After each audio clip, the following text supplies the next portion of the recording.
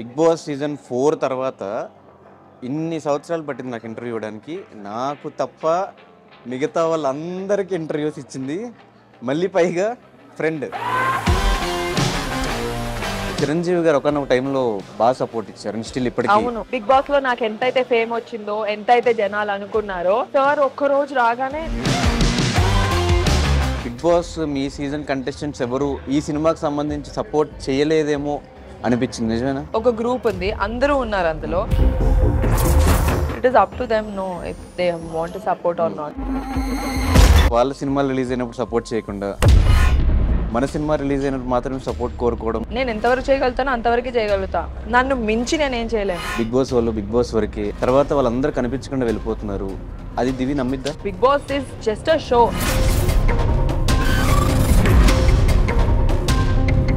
Sohel episode అంతా చూసినప్పుడు ఏమనిపించింది? టాప్ పొజిషన్కి వచ్చేసరికి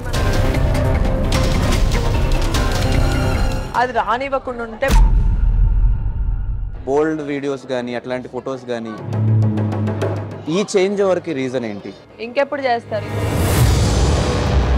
కానీ నెగిటివ్ కమెంట్స్ వచ్చినప్పుడు వాళ్ళు ఆ స్టేజ్ లో లేరు కాబట్టి దే కీప్ కమెంటింగ్ నెగిటివ్. ప్రేమించిన అబ్బాయి మన కళ్ళ ముందు ఇదైపోతే, చనిపోతే ఆ టైంలో ఎలా తీసుకున్నావు? ఆల్ ఆఫ్ ఎ సడన్ నా కళ్ళ ముందు డెత్ అయిపోతే మెట్ల పైన కూర్చొని ఏడ్చేసేదాన్ని.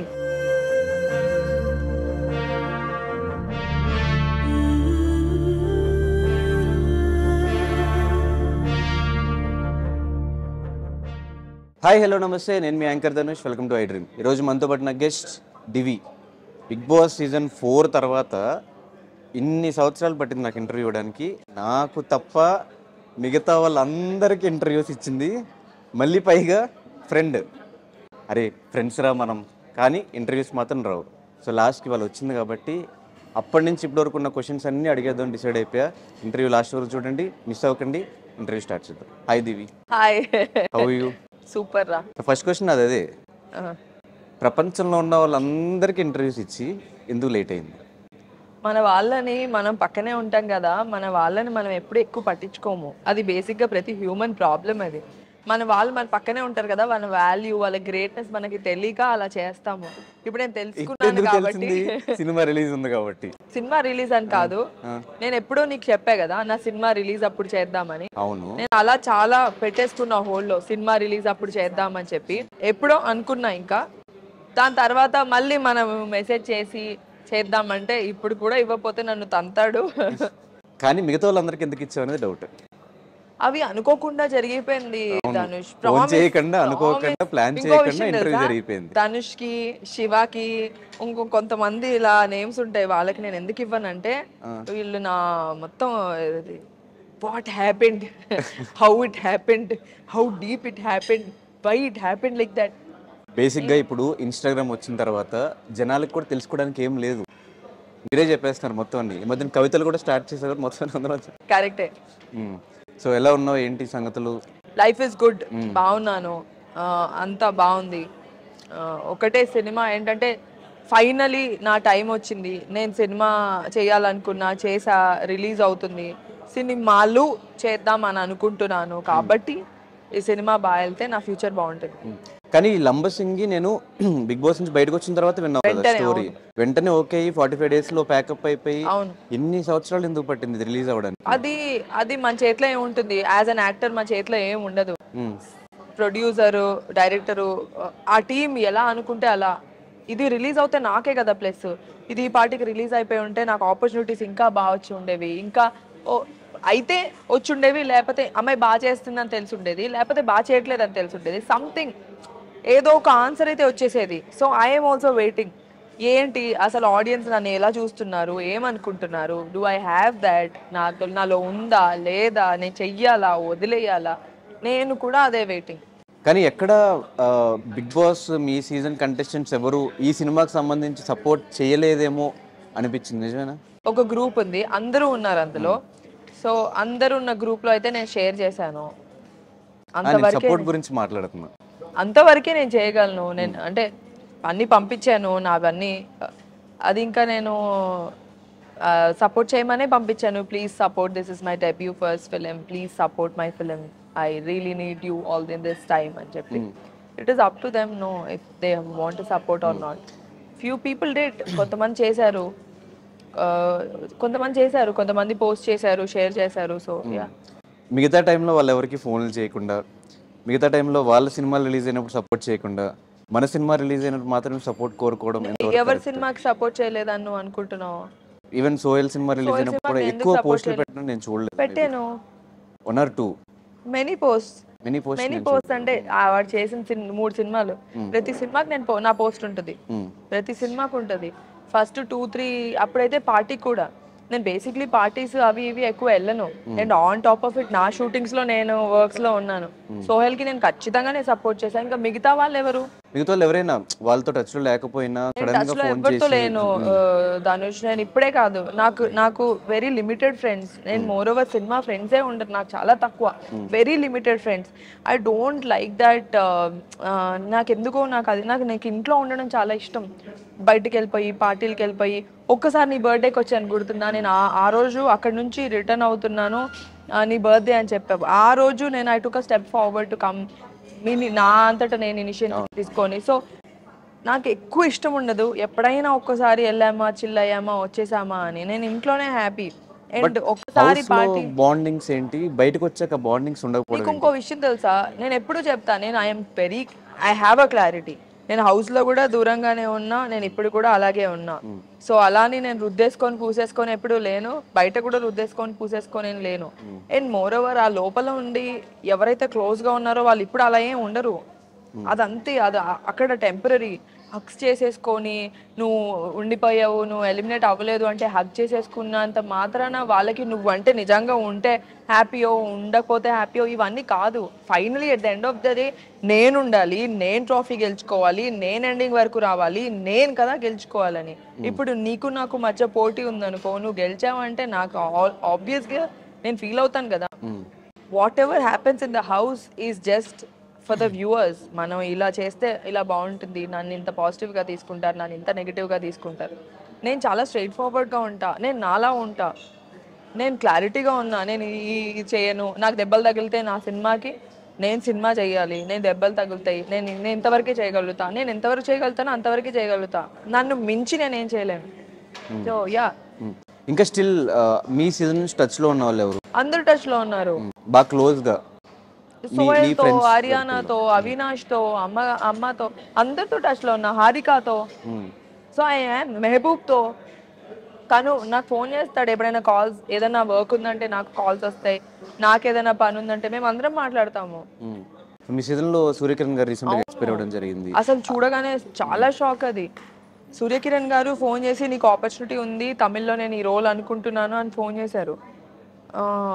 హ్యాపీగా అనిపించింది. యూనో తమిళ్ డెబ్యూ కోసం నేను వెయిట్ చేస్తున్నా. సార్ ఎప్పటికప్పుడు సినిమా గురించి, అంటే సూర్యకిరణ్ గారు బిగ్ బాస్ కన్నా ముందు కూడా నాకు తెలుసు. ఒకసారి నేను ఏదో ఆడిషన్కి వెళ్ళినప్పుడు ఆఫీస్లో చూశాను, ఓ కళ్యాణి గారి హస్బెండ్ అది ఆ టైప్లో. దాని తర్వాత సూర్యకిరణ్ గారితో 1 week ఉన్నా కూడా యూనో డిఫరెంట్ ప్లేస్లో, డిఫరెంట్ అట్మాస్ఫియర్లో మేము అందరం కలిసి ఉన్నాము, ఒక మంచి బాండ్ ఉంటుంది. దాని తర్వాత కూడా ఆయన చాలాసార్లు ఫోన్ చేశారు సినిమా గురించి మాట్లాడడం, కానీ ఎప్పుడు సినిమా గురించే. And it's all of a sudden very sad. And దానికి తోడు ఆయన ఒంటరిగా ఉంటారు, ఓన్లీ మదర్తో ఉంటారు. ఏమో ఒక్కొక్క లైఫ్ అలా ఎండ్ అయిపోతుంది సడన్గా. అంటే చాలా రోజుల నుంచి ఆయన ఒక హెల్త్ ఇష్యూతో ఇబ్బంది పడుతున్నారు అని చెప్పి ఎప్పుడు చెప్పలేదు మాకు, మీ ఎవరికి తెలియదు, ఎవ్వరికి చెప్పలేదు అసలు. ఆయన అంటే ఎప్పుడు ఫోన్ చేసినా హ్యాపీ న్యూసే చెప్పారు, కానీ ఎప్పుడు సాడ్ న్యూస్ కానీ, నాకు ప్రాబ్లమ్స్ ఉన్నాయి, కష్టాల్లో ఉన్నానని కానీ ఎప్పుడు ఇలాంటివి ఏం చెప్పలేదు. అండ్ అమ్మ ఎలా చేస్తున్నావు, ఎలా ఉంది, ఏమవుతుంది, ఏం చేస్తున్నావు దివి, నాకు project I will give you a project, ఇలా తప్పితే there was nothing. And Suryakiran గారు అందరికీ ఎంత క్లోజో కాదు తెలియదు, కానీ నాకైతే ఎప్పటికప్పుడు దివి నువ్వు ఇంత ప్యాషన్తో ఉన్నావు, నేనైనా నీకు ఆపర్చునిటీ ఇస్తాను, at least I will do something for, ఇలా ఈ టైప్లో ఉండేవాళ్ళు. ఆయన చనిపోయినప్పుడు నేను చాలా ఫీల్ అయ్యాను. నాకు కాల్ కూడా వచ్చింది చెన్నై నుంచి, వాళ్ళ కో డైరెక్టర్ ఫోన్ చేశారు, సార్ ఇలా ఉంది అని. ఇప్పుడే మొన్నే నా ప్రమోషన్స్ అవుతున్నాయి. And yeah I felt very bad. Okay. And ఇండస్ట్రీలో ఒకటి ఉంది, బిగ్ బాస్ వాళ్ళు బిగ్ బాస్ వరకే, ఆ టైం పీరియడ్ వరకే వాళ్ళకి ఫేమ్ ఉంటుంది, తర్వాత వాళ్ళందరూ కనిపించకుండా వెళ్ళిపోతున్నారు. అది దివి నమ్మిద్దా? ధనుష్ కనిపించకుండా వెళ్ళిపోతున్నారా లేదా అనేది మన చేతిలో ఉంటుంది. బిగ్ బాస్ ఫేమ్ అనేది ఒకటి ఉంది కదా, ఆ ఫేమ్ బయటికి రాగానే మనకన్నా ఎక్కువ మన చుట్టుపక్కల ఉన్న వాళ్ళందరూ మనల్ని ఇలా చేస్తారన్నమాట. నువ్వేంటి షాప్కి వెళ్ళి కొంటున్నావు, నువ్వు షాప్కి వెళ్ళొద్దు, మేము తీసుకొస్తాం. నువ్వేంటి ఇక్కడికి వెళ్తున్నావు, నువ్వేంటి ఆడియన్స్లోకి వెళ్ళిపోతున్నావు, నువ్వేంటి జనాల్లో కనిపించేస్తున్నావు, నువ్వేంటి ఫోటో ఇచ్చేస్తున్నావు, నువ్వేంటి ఇలా చేస్తావు. నథింగ్. ఆ టైం వరకే అది. అప్పుడే ఫ్రెష్గా మనం టీవీలో కనిపించి బయటకు వస్తాం కదా, ఆ 50 days 100 days చాలా హైప్ ఉంటుంది. దాని తర్వాత కూడా ఇష్టపడే వాళ్ళు ఉంటారు, if you are very good, if you are really good. ఇప్పుడు నేను ఈవెంట్స్ చేస్తున్నా, ఈవెంట్స్ చేయడానికి ఎవరో ఒకరు ఇష్టపడి ఉంటే, ఎవరో ఒకరు అప్పుడు చూసి నచ్చి ఉంటాయి కదా. బట్ ఏదైతే హైప్ క్రియేట్ అవుతుందో దాని చుట్టూ ఒక పర్సన్ చుట్టూ, అది ఆ టెంపరీ వరకే, అప్పటి వరకే. 1 year అనుకుంటా, 1 year 1 to next season start అయ్యే వరకు అంతే. నెక్స్ట్ అంటే నేను ఇది గమనించా, ఎందుకంటే నా ప్రీవియస్ సీజన్లో ఫాలోవర్స్ ఉంటారు, దాని తర్వాత మనకి ఫాలోవర్స్ పెరుగుతారు. నేను 40K ఉన్నప్పుడు స్టార్ట్ అయ్యా, బయటకు వచ్చేసరికి 395K, మెల్లగా 500, మెల్లగా 1 million. It was very slow process. కానీ అదంతా మెల్లగా అవుతున్న కొద్దీ ఒక పాయింట్ తర్వాత ఆగిపోతుందన్నమాట. దాని తర్వాత పాతోళ్ళు అలాగే యాక్టర్స్ కూడా అంతే. ఒక పీరియడ్ ఉంటుంది, ఆ పీరియడ్ వరకే దాని తర్వాత యూ షుడ్ ఆల్సో అంటే రియాలిటీలో బతకాలి Dhanush. It's reality and Bigg Boss is just a show. అందరికీ తెలియడానికి, అందరికీ తెలిసిన తర్వాత నెక్స్ట్ ఏంటి, మన ఫ్యూచర్ ఏంటి, మన ప్లానింగ్ ఏంటి, మనం చేసుకోవాలి, మనం కష్టపడుతూ ఉండాలి. ఏది ఊరికే రాదు, కష్టపడితేనే వస్తుంది. ఇదే సోహెల్ చెప్పిన మాట. బిగ్ బాస్లో అంత సపోర్ట్ చేశారు, జై సోహెల్ అన్న అంతా అరిచారు. నేను ఒక సినిమా తీస్తే, సినిమా రిలీజ్ చేస్తే మీరు ఎందుకు చూడట్లేదు, ఎందుకు నెగిటివిటీ స్ప్రెడ్ చేస్తున్నారు? ఈ సోహెల్ ఎపిసోడ్ అంతా చూసినప్పుడు ఏమనిపించింది? నాకు ఫస్ట్ చాలా బాధ అనిపించింది. సోహెల్ యాజ్ అ ఫ్రెండ్గా నాకు జాలేసింది. కానీ ఇప్పుడు టీవీలో చూడడము ఒక మైనస్ ధనుష్. టీవీలో జనాలు చూసేశారనుకో, జనాలని కాదు, మన సినిమా ప్రపంచం అలాంటిది. అంటే వాళ్ళు ఏమనుకుంటారో, వీడు టీవీలో కనిపించాడు, ఏ అమ్మాయి టీవీలో కనిపించింది, వీళ్ళు థియేటర్లో పెడితే, మెయిన్ యాక్టర్గా పెడితే ఆడియన్స్ చూస్తారో లేదో, వీళ్ళు టీవీలో చూస్తాం కదా, వీళ్ళు చూస్తారు కదా, regular faces, TV people no అలా. సో టీవీ ఎంతైతే ప్లస్ టీవీ ఆడియన్స్కి, రెగ్యులర్ ఆడియన్స్కి మాకెంతైతే ప్లస్ అయిందో, అందరు ఎలా అయితే బాగా సపోర్ట్ చేశారో ఆ టైంలో, అండ్ సపోర్ట్ చేసిన వాళ్ళు కూడా మేము అడిగిన వాళ్ళు కాదు, నన్ను సపోర్ట్ చేయి ప్లీజ్ అని అడిగిన వాళ్ళు కాదు, బిగ్ బాస్కి ఫ్యాన్స్ వాళ్ళు. దివికో, సోహెల్కో, ఇంకొకరికో ఫ్యాన్స్ కాదు, బిగ్ బాస్ అనే ఒక షోకి, పక్కింట్లో ఏం జరుగుతుందని ఒక షోకి ఇంట్రెస్ట్, ఆ షోకి ఫ్యాన్స్ వాళ్ళు. షోకి ఇప్పుడు నా ఫ్రెండ్ ఒకడు ఉన్నాడు, ఆ ముందు కూర్చున్నాడు, వాడికి బిగ్ బాస్ అంటే వీడే థియేట్లా స్పెక్స్. షోకి ఫ్యాన్స్ మారుతారు ధనుష్.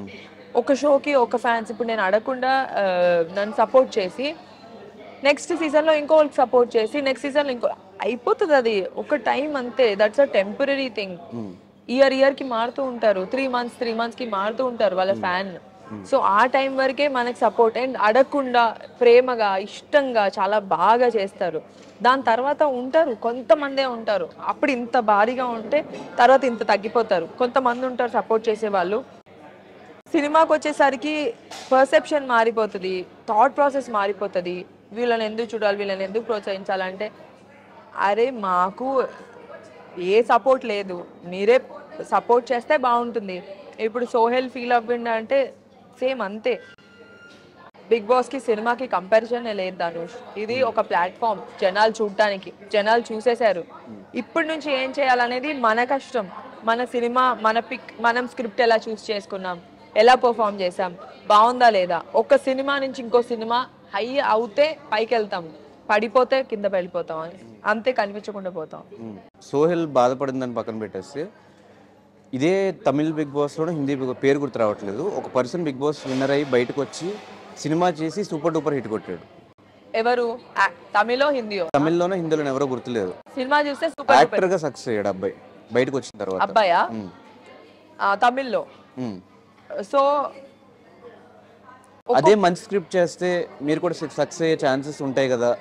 అవును, ఖచ్చితంగా అదే చెప్తున్నా. మంచి స్క్రిప్ట్ చేస్తే ఖచ్చితంగా సక్సెస్ అయ్యే ఛాన్సెస్ ఉన్నాయి. బిగ్ బాస్ కి సినిమాకి కంపారిజన్ లేదు.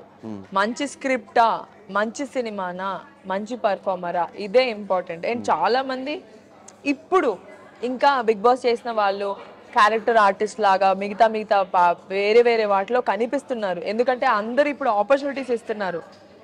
అండ్ ఆల్సో మనకి వెబ్ సిరీస్, ఓటీటీస్, సినిమాలు అన్నీ పెరిగినాయి. స్కోప్ ఎక్కువ ఉంది, ఆపర్చునిటీస్కి స్కోప్ ఉంది. బట్ కొంతమంది ఎవరైతే ఇప్పుడు నేను హీరోనే అవ్వాలి, నేను హీరోయినే అవ్వాలి అని అనుకునే వాళ్ళకి ఆబ్వియస్లీ కాంపిటీషన్ ఉంటుంది. ఆబ్వియస్లీ వాళ్ళకన్నా పెద్ద యాక్టర్స్ ఉంటారు, లైక్ ఏ గ్రేడ్ యాక్టర్స్ అంటే లైక్ టాప్ యాక్టర్స్ ఉంటారు. వాళ్ళనే కదా పిక్ చేసుకుంటారు. సో మన దాంట్లో ఏదో ఒక extraordinary, you have to be extraordinary in something for them to pick you. ఒక సినిమా చేసేసి దానికోసం వెయిట్ చేయకుండా మధ్యలో క్యారెక్టర్ ఆర్టిస్ట్గా చేసి మళ్ళీ ఇప్పుడు ఈ సినిమా హీరోయిన్గా లాంచ్ అయ్యి ఒక క్యారెక్టర్ ఆర్టిస్ట్గా చేస్తే మళ్ళీ హీరోయిన్ ఛాన్స్ వస్తాయో రావు అని ఒక డౌట్ రాలేదా? వచ్చింది. ఇప్పుడు ఫస్ట్ అయితే క్యారెక్టర్ చేస్తూనే హీరోయిన్ వచ్చింది. అలాంటప్పుడు క్యారెక్టర్ చేస్తే ఎందుకు రాదు వస్తుంది ఇలా ఏం లేదు ధనుష్. ఈక్వేషన్ మారిపోయింది. ముందు ఈక్వేషన్ వేరు. ముందు క్యారెక్టర్స్ గా చేసుంటే హీరోయిన్ రావడం కష్టం. ఇప్పుడు క్యారెక్టర్స్ చేసినా లీడ్ గా రావడానికి కష్టం కాదు, మన పర్ఫార్మెన్స్ ఇంపార్టెంట్. రాహుల్ రామకృష్ణ, మన హర్ష, ఇంకా చాలా మంది ఇప్పుడు ఏంటంటే వాళ్ళందరూ క్యారెక్టర్స్ చేసి చేసి చేసి దే బికేమ్ లీడ్స్. అమ్మాయిలో కూడా ఉన్నారు, రీతు మన బేబీ హీరోయిన్. కానీ చెప్పిన వాళ్ళందరూ బిగ్ బాస్కి వెళ్ళలేదు. అవును, వాళ్ళకి వాళ్ళ క్యారెక్టర్స్ ఎవరికి తెలియదు. అవును. సో ఇప్పుడు నా క్వశ్చన్ ఏంటంటే బిగ్ బాస్కి ఇప్పుడున్న మైండ్ సెట్కి అనవసరంగా వెళ్ళానేమో బిగ్ బాస్కి అనిపించిందా? ఒకవేళ ఇలా అని తెలుసుంటే బిగ్ బాస్కి వెళ్ళేదానివా? లేదు. ఫస్ట్ థింగ్ ఏంటంటే బిగ్ బాస్కి వెళ్ళే రోజు మాత్రం నాకు చాలా భయం వేసింది ధనుష్.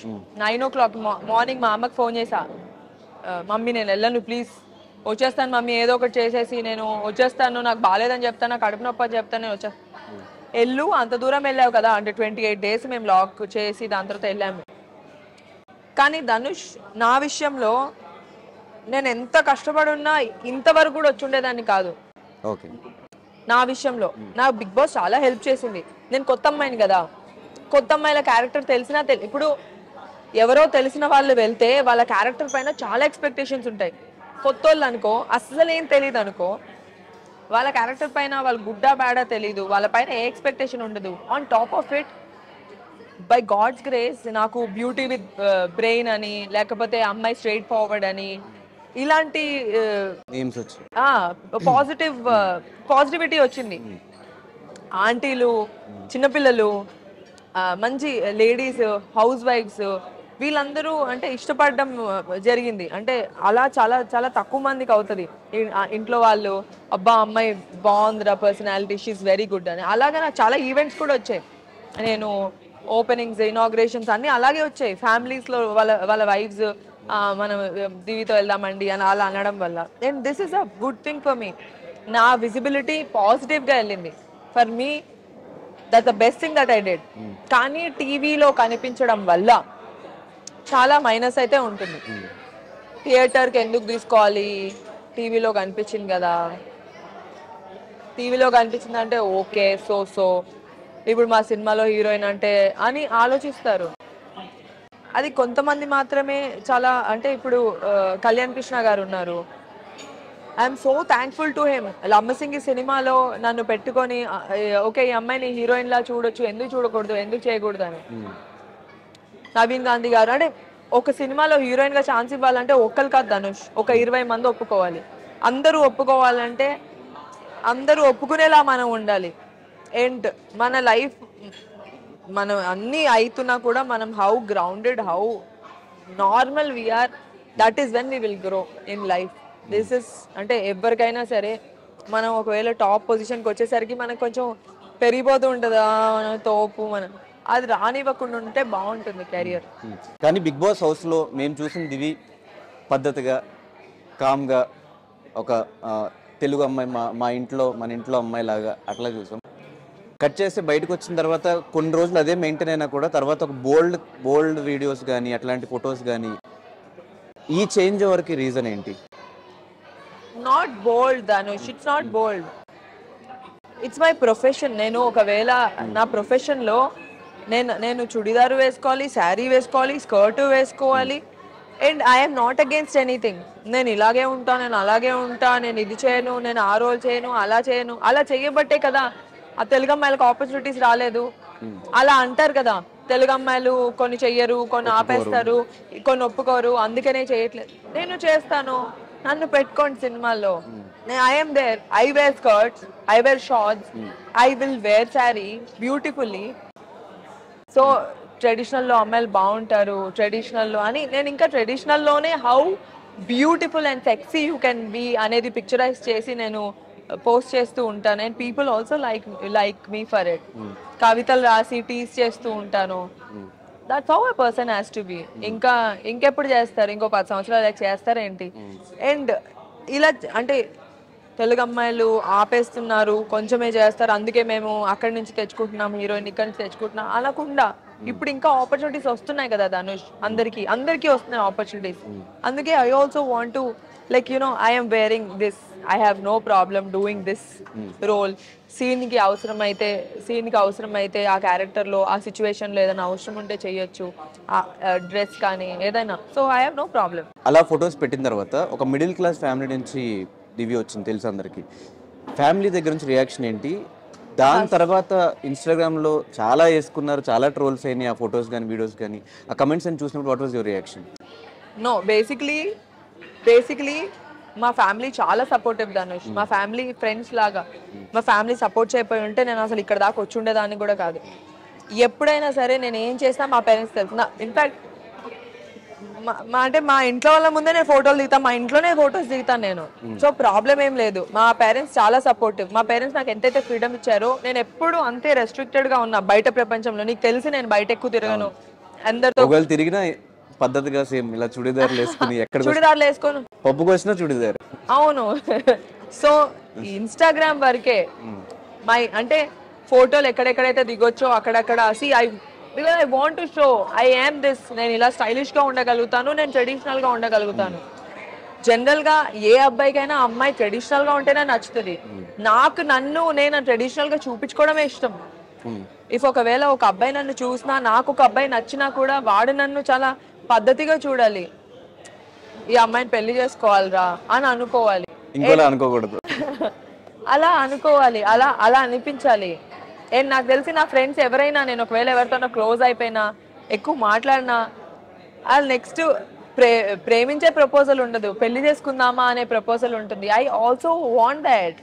అందుకనే. అండ్ ఫొటోస్ దిగే సిచ్యువేషన్ ఎలా అయితే నేను ఇన్స్టాలో పెడతానా, ఒకవేళ నాకు ఆపర్చునిటీ వచ్చింది, వేరే కంట్రీ వెళ్ళే ఆపర్చునిటీ వచ్చింది, లేకపోతే ఊటీ షూటింగ్ వెళ్ళిన ఆపర్చునిటీ వచ్చింది, ఎప్పుడు నేను ఆ ఛాన్స్ వదులుకోను ధనుష్.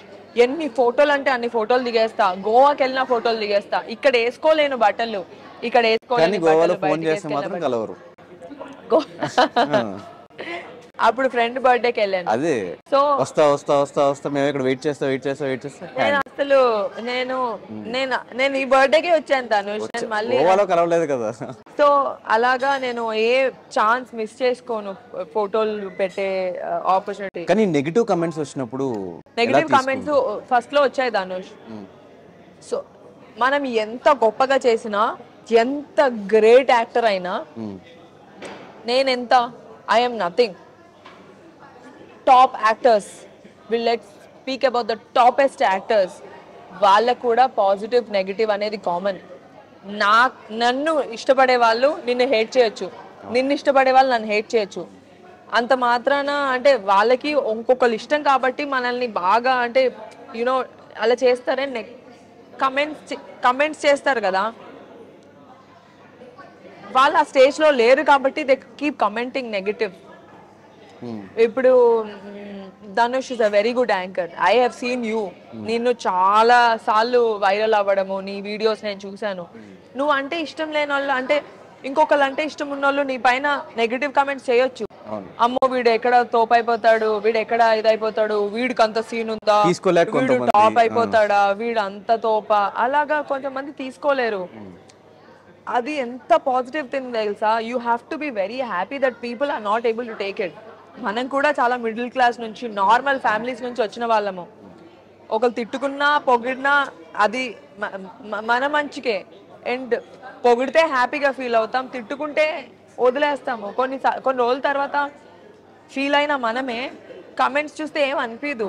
నేను నవ్వుకుంటాను కమెంట్స్ చూసి, మరీ దారుణంగా ఉంటే డిలీట్ చేసేస్తాను, కానీ కొన్ని కమెంట్స్ చూసి నేను నవ్వుకుంటా. They are very funny. అంటే ఎంత ఒకళ్ళ పైన కమెంట్ చేయగలుగుతున్నారు అంటే ఎంత టైం తీసుకుని ఖాళీగా ఎంత పేరాలు పేరాలు పెడతారు కొంతమంది. ఎంత ఖాళీగా ఉండుంటారు. బట్ ఓకే, నాకు నేను నేను యాక్టర్ కానప్పుడు జడ్జ్మెంట్ అందరిపైన చేసి ఉండొచ్చు, ఇది యాక్టింగా, ఇది ఒక సాంగా అని. అంటే అది వాళ్ళకి తెలియదు కదా. తెలియనప్పుడు కొన్ని కమెంట్స్ చేసేస్తాం ధనుష్. ఆ సిచ్యువేషన్లో అది లీవ్ చేసి ఆ కష్టపడిన వాళ్ళకే తెలిసి ఉంటుంది దాని బ్యాక్ స్టోరీ, దాని బ్యాక్గ్రౌండ్ వర్క్, దాని వెనకాల ఎంత ఖర్చు అయి ఉంటుందో, వాడి ఎఫర్ట్ ఎంత ఉండుంటుందో, అది ప్రతి పర్సన్ ఫేస్ అయి ఉండుంటారు. కానీ అందరూ దివ్యని చూస్తే పెళ్లి చేసుకోవాలనిపిస్తుంది అంటారు కదా. పెళ్ళి ఎప్పుడు ఇంతకి? ఎందుకు బ్రేకప్ తర్వాత మళ్ళీ ఒక రిలేషన్లోకి పోలేదు? నాకు అంటే చాలామంది ఫ్రెండ్స్ డేటింగ్ థాట్స్, లేకపోతే కలుద్దాము, బయటికి వెళ్దాము, ఇవన్నీ కొంతమంది అంటే కొంతమంది కనెక్ట్ అవుతాం, కొంతమందికి అవ్వము. అప్పుడప్పుడు కలుస్తాము, కాఫీకి వెళ్తాము. నాకు ఎందుకో అంత వైబ్ కొట్టలేదు ధనుష్ ఎప్పుడు. అంత రీచ్ అంటే పెళ్లి చేసుకునే అంత కిక్ యాస్ పర్సన్ అని ఎప్పుడు అనిపించలేదు. దాని తర్వాత ఒకళ్ళు నచ్చారు అంటే అవతలోళ్ళు ఎలా అంటే మనల్ని తక్కువ చేసి చూపించారనుకో, వాళ్ళు సెక్యూర్ అంటే they will stand out in the relationship. నువ్వు ఇది బాగాలేదు, నువ్వు దద్ది, నీకు బుర్రలేదు అని మనల్ని కొంతమంది అంటే ఒక్కొక్కరు ఒక్కొక్క క్యారెక్టర్ అనమాట. అలాంటి ఆ ప్రాసెస్లో డేట్ అంటే బ్రేకప్ అయిన తర్వాత ఒక ఇద్దరు ముగ్గురిని కలిసినప్పుడు, ఇద్దరు ముగ్గురిని వీళ్ళని ట్రై చేయొచ్చు అనుకున్నప్పుడు ఒక్కొక్కరు ఒక్కొక్కలా ఉన్నారు. అంటే మనలో ఫ్లాస్ ఉంటాయి, మన ఫ్లాస్ని యాక్సెప్ట్ చేయాలి. కొంతమంది మనల్ని తక్కువ చేస్తారు, ఎందుకు మనం ఇన్సెక్యూర్ అయిపోతాము. అప్పుడు మనకి వాళ్ళు తప్ప, అమ్మో వీడికి చాలా బుర్ర ఉంది, వీడికి చాలా బ్రెయిన్ ఉంది, వీడితో ఉంటే నా లైఫ్ చాలా బాగుంటుంది, ఇలా అనుకునేలాగా మన మైండ్లో మనకు తెలియకుండా మనమే ఎక్కడో మనల్ని మనం తక్కువ చేసుకుంటూ ఉంటాము. అలా కొంతమంది. ఇంకొంతమంది కంఫర్ట్ లేకుండా పొసెసివ్ చేసేసి, కాంప్లికేట్ చేసేసి, వాళ్ళతో మాట్లాడదు, వీళ్ళతో మాట్లాడదు, ఎక్కడికి వెళ్ళా అంటే ఒక్కొక్క క్యారెక్టర్ మనం చూస్తున్న వాటిలో ఫ్రీడమ్ ఇచ్చి, అర్థం చేసుకొని, ఒక కంఫర్ట్ లెవెల్ ఇచ్చి, నువ్వు గొప్ప, నువ్వు ఎంత డిసిప్లిన్, నువ్వు ఎంత కష్టపడుతున్నావు, లేకపోతే నేను నీతో పాటు హెల్ప్ చేస్తాను, మన ఇద్దరం కలిసి చేద్దాము, నువ్వు ఇంత డబ్బులు పెట్టు, నేను ఇంత డబ్బులు పెడతాను, కలిసి ఫైనాన్షియల్గా కానీ కలిసి బతుకుదాం అనుకునే వాళ్ళు నేను చూడలేదు దాన్ని. అందరు చాలా సెల్ఫిష్గా ఉన్నారు. నీకేంటి, నాకేంటి, నీకైదా అయితే నాకిదే, నువ్వు ఈరోజు బయటకు వెళ్తావా అయితే నేను అక్కడికి వెళ్తా, నువ్వు అక్కడికి వెళ్ళా అయితే నేను ఇక్కడికి వెళ్తా, దానికి నువ్వు డబ్బులు కట్టే, అలా ఉన్నారు. You can't help it. కొంతమంది మాత్రమే అర్థం చేసుకొని అన్నీ షేర్ చేసుకునే వాళ్ళు చాలా తక్కువ మంది, కొంతమంది. నాకెవరు దొరకలేదు ధనుష్. క్వాలిటీస్ ఇప్పుడు చెప్పావు కాబట్టి దొరుకుతారు ఎవరు. కానీ ఒక ప్రేమించిన అబ్బాయి మన కళ్ళ ముందు ఇదైపోతే, చనిపోతే ఆ టైంలో ఎలా తీసుకున్నావు? అంటే నేను ప్రేమించిన అబ్బాయి వాళ్ళ తమ్ముడు చనిపోయింది. ఓకే, నీకు తెలుసు కదా, మచిలీపట్నంలో ఆ రోజు నువ్వే ఉండి. సో బేసిక్లీ అదొక తలుచుకుంటేనే ఏడుపు వచ్చేసింది నాకు. ఆ అబ్బాయి నాకు చాలా క్లోజ్ ఫ్రెండ్ ధనుష్. నేను లవ్ చేసిన అబ్బాయి వాళ్ళ తమ్ముడు. నేను డొక్కు అని పిలిచేదాన్ని వాడిని, వాడు నన్ను బజ్జీ అని అంటే మా వాడు నన్ను బుజ్జి అని పిలిస్తే ఇడు బజ్జీ అని పిలిచేవాడు. మా ఇద్దరికి ఒక డిఫరెంట్ ఫ్రెండ్షిప్ ఉండేది. రోజు నా బాయ్ ఫ్రెండ్ కన్నా బామ్మర్ది అంటే, నేను వాడిని బామ్మర్ది అంట, అబ్బాయిలా బిహేవ్ చేస్తా. నేను వాడితో ఎక్కువ ఫోన్ మాట్లాడేదాన్ని, అరే ఏంట్రా, అరే ఏం చేస్తున్నావురా అని. మేమిద్దరం ఫ్రెండ్స్ అయిపోయాం ఆ ప్రాసెస్లో. అంటే మా ఫ్యామిలీస్ పెళ్లి చేసుకుందామని ఫిక్స్ అయిపోయారు, వీడు నేను క్లోజ్ అయ్యాము. వాడు పాపం చాలా అమాయకుడు, కొంగలాగా ఉంటాడు కానీ చాలా అమాయకుడు. అలాంటి ఒక పర్సన్ డెత్ని నా కళ్ళ ముందు చూశాను, దాన్ని నేను మర్చిపోలేను. నేను ఆ డెత్ చూసిన తర్వాతే నేను సినిమాకి రావాలి, అమ్మో ఇలా ఏమీ చేయకుండా చచ్చిపోకూడదు, నా లైఫ్ ఇలా ఎండ్ అయిపోకూడదు, నేను ఏదైనా చెయ్యాలి, నేను ఏం చేయకుండా మాత్రం నేను చనిపోకూడదు అని నేను నా కళ్ళ ముందు వాడికి ముగ్గురు నలుగురు అమ్మాయిలు పైనకి పెట్టరు. అవి పెడితే నేను అనుకున్నా వీడిని ఏడిపిద్దాము, వీడిని నిద్రలు వేస్తాడు కదా, అరే నువ్వు అమ్మాయిని మాట్లాడని అన్నావు, ఇద్దరు ముగ్గురు అమ్మాయిలు నీకు ఇలాగా అవి పెట్టారా అని చెప్పి వాడిని ఎంటర్టైన్ చేద్దాం అనుకున్నా. యునో పోతారని ఎవరు అనుకుంటారు ధనుష్. వాడు నా కళ్ళ ముందు చనిపోతే అసలు ఫస్ట్ ఆఫ్ ఆల్ నేను వాళ్ళనే చెయ్యి అసలు ఎప్పుడు వదల్లా. ఈ 10 days ఆ ప్రాసెస్లో ఏ రోజు చెయ్యి వదలలేదు. నాకు అతనంటే చాలా రెస్పెక్ట్, ఫస్ట్ లవ్ కన్నా ఎక్కువ రెస్పెక్ట్. వాళ్ళ ఫ్యామిలీ అంటే రెస్పెక్ట్. వాళ్ళ ఫ్యామిలీ కూడా చాలా అంటే పద్ధతి గల ఫ్యామిలీ. వాళ్ళు అంటే అమ్మాయి అంటే జడేసుకోవాలి, చుడిదార్లే వేసుకోవాలి, ఇలాగే ఉండాలి, బొట్టు పెట్టుకోవాలి, కాల్దండం పెట్టుకోవాలి. నేను ఇవన్నీ ఫాలో అయ్యా ధనుష్ అతని పైన ప్రేమతో. వాళ్ళ తమ్ముడు పైన కూడా ప్రేమ నాకు అతని వల్లే కదా. అసలు ఆ తమ్ముడు ఎవరు, నా కళ్ళ ముందు చనిపోతే నేనెందుకు చూసుకోవాలి. ఆ ఫ్రెండ్ అయిపోయాడు. అతని డెత్ అంతా అంటే నా కళ్ళ ముందు ఎలా జరిగింది అంటున్నా అంటే వాళ్ళ పేరెంట్స్ పైకి వచ్చే వాళ్ళు కాదు, పైన ఐటీయూలో పెట్టారు. వాళ్ళందరూ కింద సెల్లార్లో ఉండేవాళ్ళు. ఈ అమ్మాయి ఉంది, అమ్మాయి చూసుకుంటుంది అని నా పైన అంటే భారం వేసేసారు. నేను పైకి వెళ్ళేదాన్ని, చూసేదాన్ని, వచ్చేదాన్ని. బాగున్నాడు ఆంటీ, బాగున్నాడు అంకుల్, రే బాగున్నాడు రా, నువ్వేం ఫీల్ అవ్వద్దు అని. వీళ్ళెవరికి ధైర్యం వచ్చేది కాదు పైకి వెళ్ళి చూడడానికి.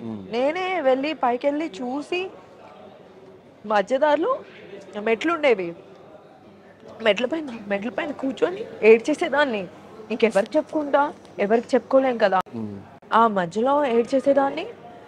నాకు చాలా బాధ వేసేది. నేను అనుకున్నా వీడు లేస్తాడు అని, బీపీ ఫ్లక్చువేట్ అవుతుంది, ఇలా అయిపోతుంది అలా అయిపోతుంది అంటే నాకేం అర్థమయ్యేది కాదు. వీళ్ళందరూ ఏంట్రా బాబు నా పైన ఇంత డిపెండ్ అయి ఉన్నారు, నాకే ధైర్యం లేదు, వీళ్ళందరూ నన్ను చూసి చాలా స్ట్రాంగ్ అనుకుంటున్నారు, నేను అసలు స్ట్రాంగే కాదు, వీళ్ళకి తెలీదు అని అనుకునేదాన్ని. బట్ సడన్గా ఆల్ ఆఫ్ ఏ సడన్ నా కళ్ళ ముందు డెత్ అయిపోతే నేను అప్పుడు కూడా నమ్మలేదు. ఓకే వాళ్ళ చెల్లి వస్తుంది యుఎస్ నుంచి, వెయిట్ చేద్దామని. ఇలా డెడ్ బాడీ ఉండేది ఇంట్లోకి, నాట్ అలౌడ్, పెళ్ళవకుండా కోడలు. అరే నాకు పునుగులు కావాలి, అరే నాకు చికెన్ బిర్యానీ కావాలి అని. ఆ 5 days నేను ఎప్పుడు ఎలా ఉంటానో అలాగే ఉండేదాన్ని. 5th day ఎప్పుడైతే తను బాడీ తీసుకెళ్ళిపోయారో వర్స్ట్ అవుట్ అయిపోయాది అనుష్. నా వల్ల కాలేదు అసలు. పెళ్ళి ఇలా చేశారు అంటే నా కళ్ళ ముందు వీడు వెళ్ళిపోతున్నాడు, ఇంట్లో నా ముందే ఉన్నాడు కదా, పోతే పోయాడు, నా ముందే ఉన్నాడు, తెలుస్తుంది వాడు ఉన్నాడు. ఇంకా ఆ తర్వాత ఏమైందంటే అంటే అదే మా లైఫ్లో ట్విస్ట్. నా లైఫ్లో నేను యాక్టర్ అవ్వడానికి వాడి డెత్ ఒక మోటివేషన్. అలా అయిపోవడం వల్ల నేను ఇలా చావకూడదు, నేను ఏదైనా చెయ్యాలి, నాకు యాక్టింగ్ అంటే ఇష్టం కదా, నేను యాక్టింగ్లో స్టాండ్అవుట్ అవ్వాలి, నేను యాక్టర్ అవ్వాలి, అందరికీ నేను తెలియాలి, ఏదో చేయాలి, నేను బుక్ అయినా రాయాలి, లేకపోతే యాక్టర్ అవ్వాలి, లీడ్ అవ్వాలి, నా కోరిక నేను తీర్చుకోవాలి, ఆ తర్వాతే నేను బయటికి రావాలి అని వాడి వల్లే నేను మోటివేట్ అయ్యి ఇంకా తను వదిలేసుకొని మా రిలేషన్షిప్ ఇంకా వర్కౌట్ అవ్వలేదు. But I still like him, we both like each other. మేమిద్దరం మాట్లాడుకోము, కానీ తను ఎక్కడున్నా హ్యాపీగా ఉండాలనే కోరుకుంటాను. తనకి 2 పిల్లలు, తను హ్యాపీగా పెళ్ళైపోయింది, 2 పిల్లలు, హ్యాపీగా ఉన్నాడు, మంచి వైఫ్, హ్యాపీగా ఉంటే ఇంకేం కావాలి. నేను ఇష్టపడిన వాళ్ళు ఎక్కడున్నా హ్యాపీగా ఉండాలనేదే నా కోరిక. అండ్ వాళ్ళ పేరెంట్స్ అందరికీ నేనంటే ఇష్టం. అవ్వలేదు అంతే, మన రాసి పెట్టలేదు. కానీ ఇండస్ట్రీలో అందరూ అనుకునేది మనకు ఒక సపోర్ట్ ఉంటే బాగుండు, మనకు ఒక సపోర్ట్ ఉంటే బాగుండు. అట్లా చిరంజీవి గారు ఒకనొక టైంలో బాగా సపోర్ట్ ఇచ్చారు, స్టిల్ ఇప్పటికీ. అవును. ఆ సపోర్ట్ ఎలా అనిపించింది? సో చిరంజీవి గారు is a biggest support. Bigg Boss లో నాకు ఎంతైతే ఫేమ్ వచ్చిందో, ఎంతైతే జనాలు అనుకున్నారో దానికి ఈక్వల్ గా సార్ ఒక్కరోజు రాగానే అలా వెళ్ళిందన్నమాట. సో సార్ దాని తర్వాత ఆపర్చునిటీ ఇచ్చారు, సార్ మూవీలో కీ రోల్ ఇచ్చారు. ఆ కీ రోల్ వల్ల నా పర్ఫార్మెన్స్ ఏంటో తెలిసింది అందరికి. ఓ దివికి ఆపర్చునిటీ ఇవ్వచ్చు, షీఈ్ అ పర్ఫార్మర్ అని అనిపించిందే అప్పుడు. అండ్ చిరంజీవి గారు is a amazing human being. నేను చాలా ఇంటర్వ్యూస్ లో చెప్పాను ఇప్పటికీ, ఎందుకు ఇస్తారు అవార్డులు, అంత అద్భుతమైన యాక్టర్ కాకపోతే, అంత అద్భుతమైన హ్యూమన్ బీయింగ్, అంత అద్భుతమైన పర్సన్ కాకపోతే ఊరికే awards Rao. He's amazing Dhanush, he's a very good support. Nag sir also very good support. But only thing ఏంటంటే అంటే స్టార్టింగ్ నుంచి వీళ్ళుండి స్టార్టింగ్ నుంచి అంతే సపోర్ట్ నుండి అలా ఉండి ఇంకా బాగుండేది. నాకు ఎప్పుడు సపోర్ట్ లేదు. సడన్ గా జరిగింది, బిగ్ బాస్ తర్వాత అయ్యింది, లేట్ అయింది, but still okay. So Chiranjeevi గారి తర్వాత నేను విన్నది హరీష్ శంకర్ గారు కూడా మంచి సపోర్ట్ ఇస్తూ ఉంటారు దీపికి అని చెప్పేసి, మంచి ఫ్రెండ్ అని కూడా విన్నా, నిజమేనా? హరీష్ శంకర్ గారు ఎప్పటి నుంచి తెలుసు అంటే, నేను రాబర్ట్ రిచర్డ్సన్ అని ఆస్కార్ విన్నింగ్ కెమెరామెన్ వచ్చారు ఇండియాకి. అప్పటికి నేను మహర్షి చేశాను. నాకు ఎవరో పరిచయం చేశారనమాట, వీళ్ళకి ఇంగ్లీష్ నుంచి తెలుగుకి, తెలుగు నుంచి ఇంగ్లీష్కి కన్వర్ట్ చేయాలి, వీళ్ళకేమో తెలుగు రాదు కాబట్టి. సో ఆ ప్రాసెస్లో ఈయన ఒక ఆస్కార్ విన్నింగ్ కెమెరామెన్ ఇండియాకి వచ్చారని తెలిసిన తర్వాత మన తెలుగు ఇండస్ట్రీ డైరెక్టర్స్, కెమెరామెన్స్ అందరూ కలవడానికి వచ్చారు. హ్యాపీలీ, లక్కీలీ నేను మెయిన్ ఆస్కార్ విన్నింగ్ 3 ఆస్కర్స్ వచ్చాయి ఆయనకి, రాబర్ట్ రిచర్డ్సన్ అని, aviator, Hugo, JFK, once upon a time in Hollywood, ఇప్పుడు ఈక్వలైజర్, అన్ని అంటే ఈక్వలైజర్ 3 ఈ మూవీస్కి ఆయన కెమెరామెన్. ఆయన కలవడానికి వచ్చారు వీళ్ళందరికీ ఓకేనా నాట్ ఓకేనా చెప్పాల్సినది నా చేతిలో ఉందన్నమాట. ఓకే వీళ్ళని కలవచ్చు, ఓకే వీళ్ళని కలవకూడదని. సో ఆ టైంలో దే రిక్వెస్టెడ్ మీ, హరీష్ శంకర్ గారు కానీ, బోస్ గారు కానీ, చోటాకే గారు కానీ, మన సెంధిల్ గారు కానీ, చాలా మంది వచ్చారు ధనుష్. అప్పుడు 10-15 మెంబర్స్. నేను నథింగ్, నేను యాక్టర్, చిన్నపాటి యాక్టర్ని. వీళ్ళందరూ వచ్చి కలవాలంటే అసలు ఎలా ఉంటుంది, ఆ డిసిషన్ నా చేతిలో ఉంది. అప్పుడు హరీష్ శంకర్ గారు సెట్కి పిలిచారు, ఎలాగైనా హెడ్ సెట్కి తీసుకురండి అని.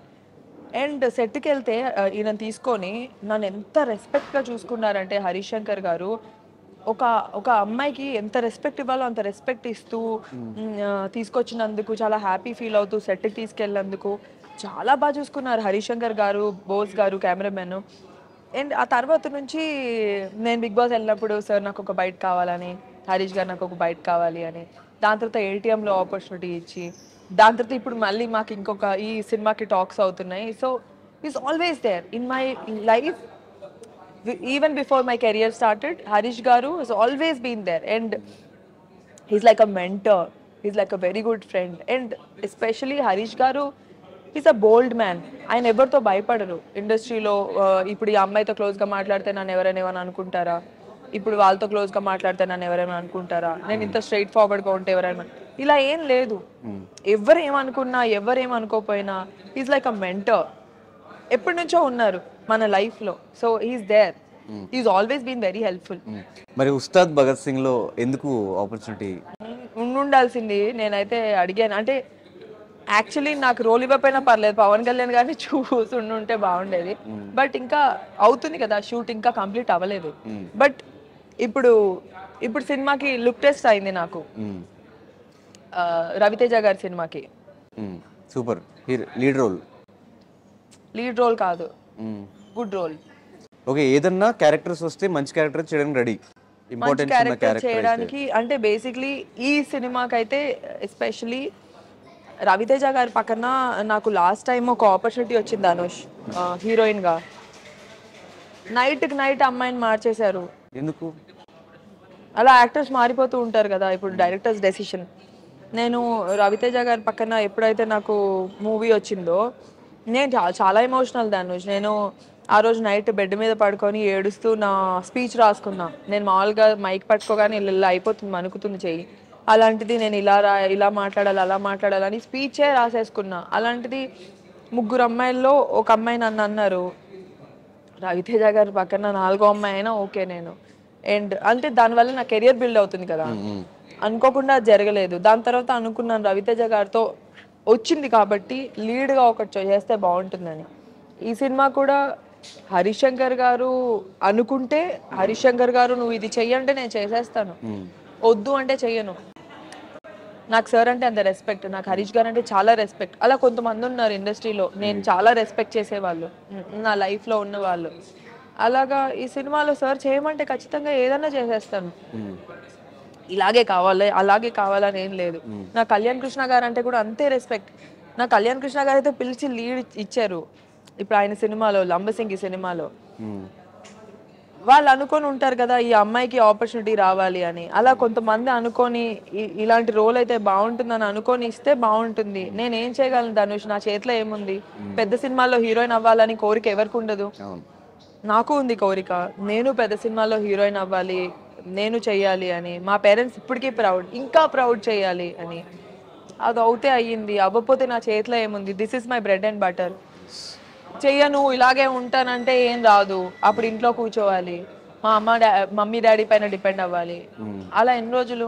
బట్ డెఫినెట్గా ఈ సినిమాతో ఈ లంబసింగి నుంచి ఆ గ్రాఫ్ పెరుగుతూనే ఉండాలని మా ఛానల్ నుంచి మనస్ఫూర్తిగా కోరుకుంటున్నాను. Thank you. ఈ రోజు నుంచి లంబసింగి ప్రీమియర్స్ స్టార్ట్ అవుతున్నాయి. సో సినిమా గురించి ఆడియన్స్కి చెప్పాలంటే ఏం చెప్తావు? లంబసింగి సినిమా ఒక మంచి లవ్ స్టోరీ. మనల్ని మనం చూసుకునే ఒక లవ్ స్టోరీ ఉంటుంది. ఆ లవ్ స్టోరీ కాకుండా దానిలో ఉండే కాంప్లికేషన్స్ వేరు ఉంటాయి. నన్ను ఒక డిఫరెంట్గా చూడబోతున్నారు. నేను ఒక డిఫరెంట్గా కనిపిస్తాను. అరే భలే ఉంది కదా ఈ అమ్మాయి, స్వీట్గా ఉంటూనే రెబల్గా కూడా ఉంది, బాగా చేసింది అని అని అనుకుంటారు. And it's a fresh feel వస్తుంది. అండ్ ఇది నా ఫస్ట్ మూవీ, చాలా ఫ్రెష్గా, చాలా కష్టపడి చేశాము. నా చేతిలో కొన్నే ఉంటాయి ధనుష్. నేను దాన్ని మించి నేను కరెక్షన్స్ కానీ ఏం చేయలేను. మన డైరెక్టర్స్ ఏం చెప్తే, మా టీం ఎలా చెప్తే అలా చేస్తాను. ఈ సినిమా వల్ల నా ఇంకా కెరియర్, నా ఫ్యూచర్ డిపెండ్ అయి ఉంది. ఈ సినిమా మీరు అందరూ చూస్తే నా ఫ్యూచర్, నా కెరియర్ మీ చేతిలో డిపెండ్ అయి ఉంది. అంతే. లంబసింగి ఈ రోజు నుంచి ప్రీమియర్ స్టార్ట్ అవుతుంది. మీ నియరెస్ట్ థియేటర్స్కి వెళ్ళి సినిమా ఎలా ఉందో కమెంట్ చేయండి. Thank you so much. Thank you.